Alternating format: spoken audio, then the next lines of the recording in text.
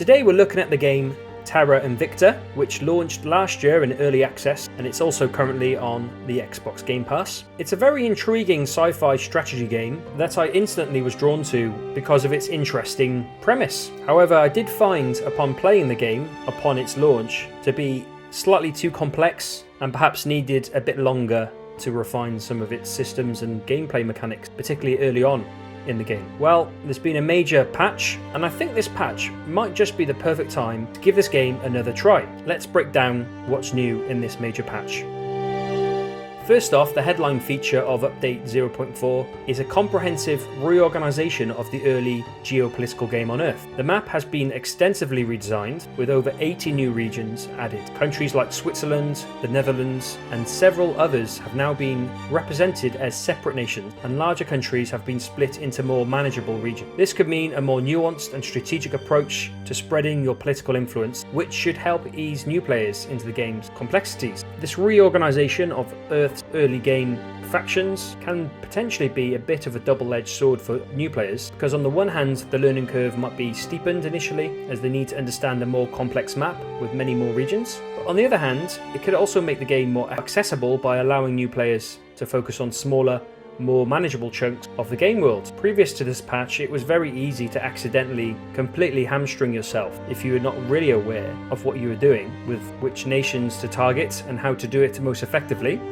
With this update, the focus on smaller, more manageable chunks of the game world might make the game feel less overwhelming and give new players time to build up confidence without completely ruining their playthrough before the game's even got started. Personally, I find this to be a promising development. It adds depth to the game and enhances the realism of managing a global crisis. The update reflects the complex and fractured nature of global politics, and it encourages us players to think more critically about our strategies. But yes, this reorganisation of the Earth's geopolitical map is a bold move by the developers and could be just the refresh Terra Invicta needs to bring both returning and new players back to the game.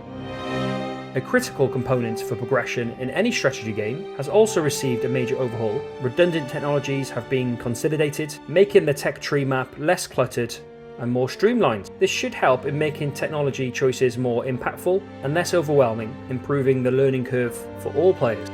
Personally, I see this as a crucial update for the game because it helps players to think more critically about their long-term goals within the game. Spaceship mechanics have been expanded too. Ships can now be outfitted with new modules and can unlock officers who specialise in various combat roles. These officers gain promotions as they accomplish specific tasks, like destroying enemy units, adding a layer of RPG-like progression to your fleets. Personally, I find these changes to be a fantastic addition of the game's space combat systems. They not only improve the tactical gameplay, but also add an element of narrative and progression that can make each playthrough unique. Watching your officers grow and impact your campaign adds a rewarding layer to the game, enhancing the sense of accomplishment and attachment to your fleet.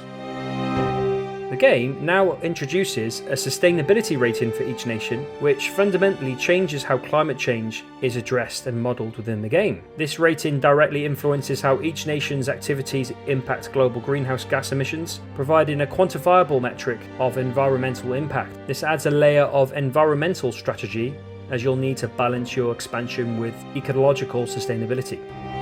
As for those who love the thrill of space exploration, comets and new moons have been added to the solar system, offering new resources and strategic opportunities. The update also brings new alien ship classes and revamped particle weapons that can disable ship systems rather than just destroying them, adding depth to space combat.